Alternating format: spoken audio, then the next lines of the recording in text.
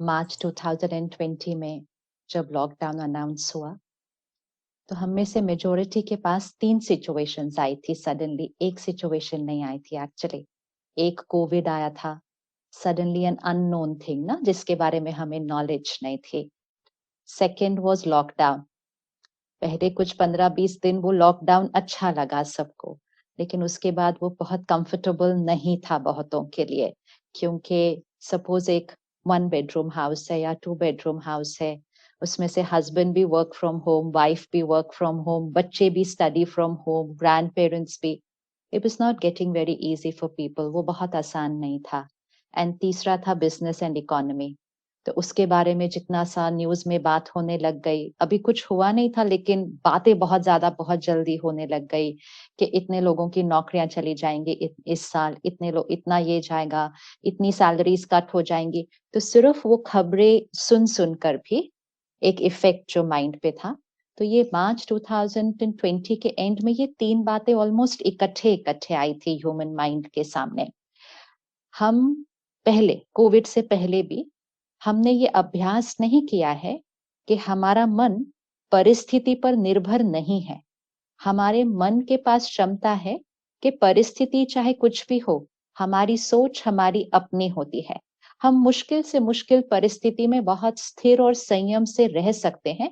ये हमारी क्षमता है, जिसको कहा जाता है आत्मनिर्भर, सेल्फ रिलायंट। कि ये जो आत्मा है, शक्ति है, ये परिस्थिति पर निर्भर नहीं है, ये आत्मनिर्भर है, स्व पर निर्भर है, इमोशनल इंडिपेंडेंस। लेकिन कोविड से पहले भी हम ये प्रैक्टिस नहीं कर रहे थे। हम कह रहे थे ये बात ऐसी आई, बुरा तो लगना ही था, इसने ऐसा किया, गुस्सा तो होना ही था, इसने ऐसा किया, डर तो लगना ही था। सिचुएशन डिपेंडेंट, पीपल डिपेंडेंट, मतलब हम लोग और परिस्थिति पर निर्भर थे। और ऐसा जीवन हम जी रहे थे और कोविड आ गया। पहले दिन से सरकार ने, मीडिया ने एंड ऑफ कोर्स हमारे डॉक्टर्स ने कहा, take care, don't panic. The line was very clear, take care, don't panic. एक हफ्ते के अंदर हमने सीख लिया कि टेक केयर कैसे करना है। डोंट पैनिक वाला पार्ट तो हमने छोड़ दिया। हमने कहा डोंट पैनिक का क्या मतलब है, पैनिक करना तो नेचुरल है। एंड हम सब ने एज अ सोसाइटी कहा, fear and anxiety is normal, we called it normal. तो सब अपने आप को अलाउ कर देते हैं वो इमोशन क्रिएट करने के लिए। और हमने सोचा जब ये परिस्थिति ठीक हो जाएगी तब हम ठीक हो जाएंगे। जब तक परिस्थिति ठीक नहीं होती तब तक डर और चिंता नॉर्मल है। एक ह्यूमन माइंड कुछ घंटों के लिए डर और चिंता से चल सकता है, कुछ दिनों के लिए कर सकता है, लेकिन जब 1 साल से ऊपर हो जाए और वो डर और चिंता घटने की बजाय बढ़ती जाए, तो I am sure that's where वो सिर्फ एक इमोशनल इफेक्ट न रहकर वो फिर कभी कभी कईयों के लिए मेंटल हेल्थ के ऊपर भी इफेक्ट डाल देता है।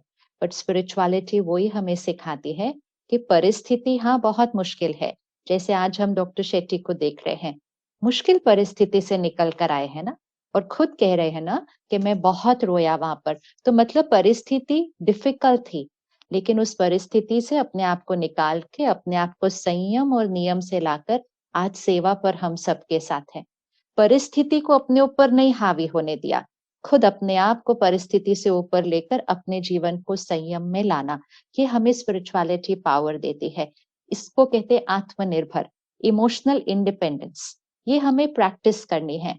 फिर हमारे लिए कोविड एक बहुत बड़ी सिचुएशन है, लेकिन फिजिकल हेल्थ सिचुएशन ही है। वो फिर एक फिजिकल हेल्थ सिचुएशन ही है। वो एक इमोशनल या मेंटल हेल्थ क्राइसिस नहीं बनेगा अगर हम उस प्रैक्टिस से सिर्फ कोविड के टाइम में, जीवन की हर परिस्थिति में अगर उस तरह से चल रहे हो कि हाँ ये बात है, लेकिन यहाँ क्या होना ये मेरी चॉइस है। उसने गलत व्यवहार किया, मुझे कैसा सोचना बोलना मेरी चॉइस है।